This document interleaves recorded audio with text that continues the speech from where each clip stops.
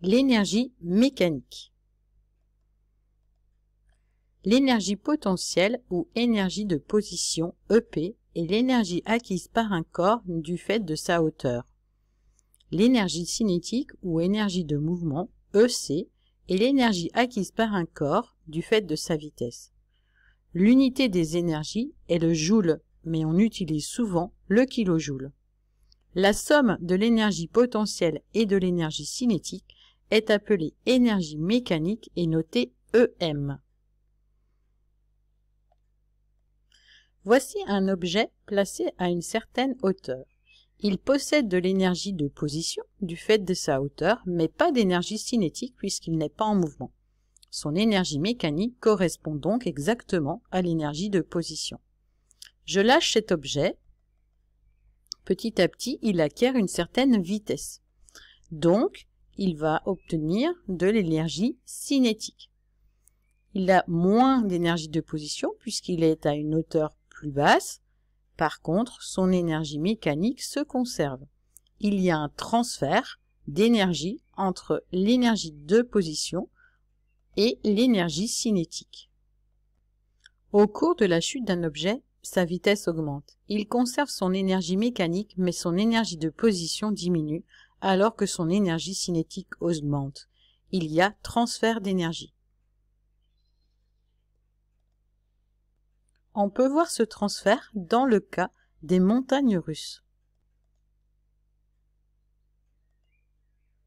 On donne de l'énergie de position à la nacelle et cette énergie de position se transforme en énergie cinétique, puis en énergie de position, puis en énergie cinétique. On observe que l'énergie mécanique se conserve.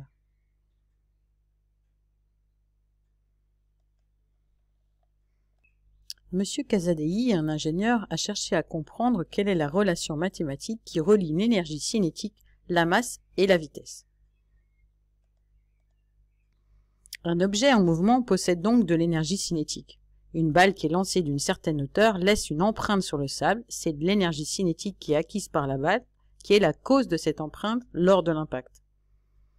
L'énergie cinétique d'un corps est donc responsable des déformations occasionnées lors d'un choc et dépend de la masse du corps et de sa vitesse. Dans une première expérience, M. Casadei a fixé une vitesse constante de 50 km/h à des projectiles de différentes masses. Il a tracé le graphique et on observe que c'est une droite qui passe par 0. La déformation est donc proportionnelle à la masse.